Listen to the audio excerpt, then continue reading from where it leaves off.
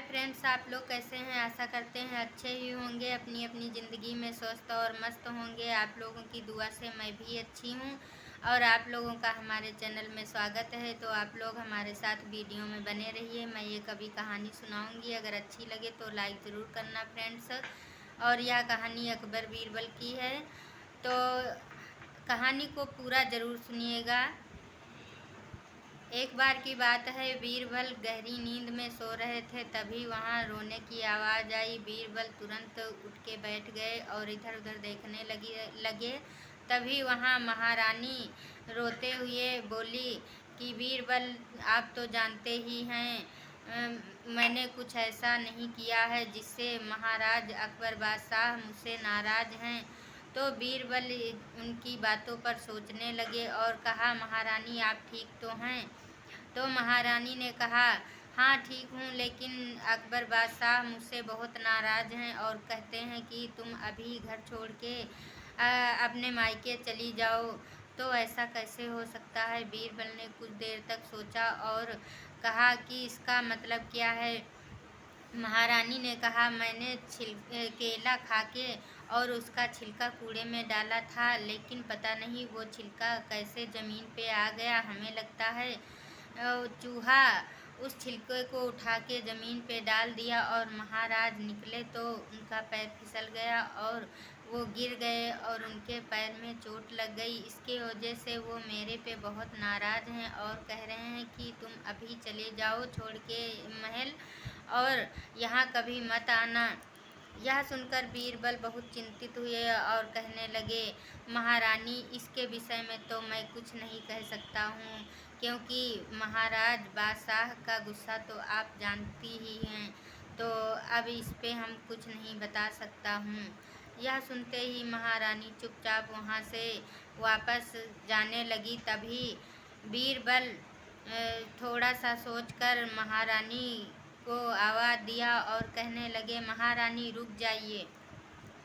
बीरबल ने महारानी साहिबा से एक उपाय बताया और कहा कि तुम अभी जाके महाराज से यही बात कहो और देखे महाराज क्या करेंगे। तो महारानी साहिबा तुरंत जाके अकबर बादशाह के पास गई और कहने लगी, महाराज मुझे सबसे प्रिय वस्तु चाहिए। तो महाराज ने कहा, हाँ जो भी तुमको मांगना हो मांग लीजिए, हीरे मोती जवाहरात कुछ भी लेना हो। तो महारानी ने कहा कि हमें ये सब कुछ नहीं लेना है, हीरे मोती जवाहरात ये सब क्या करेंगे, हमको सबसे प्रिय वस्तु चाहिए। महाराज गुस्से से बोले, तुम्हें जो भी लेना है वो मांग लो और चुपचाप अपने मायके चली जाओ। यह सुनते ही महारानी चुपचाप अपने मायके चली गई और अकबर बादशाह वो जाके चुपचाप अपने स्थान पर बैठकर सोचने लगे। तभी वहाँ कोई नहीं था और महाराज बोले थे कि मेरे पास कोई भी ना आना, क्योंकि मैं अकेला रहना चाहता हूँ, इसलिए मेरे वहाँ पास में कोई नहीं रहना। तभी वो महाराज सोच ही रहे थे तो और इसी वक्त दो अनजान व्यक्ति वहां नकाब डालकर पहुंचे और महाराज बादशाह को किडनैप करके वहां से उठा ले गए और वो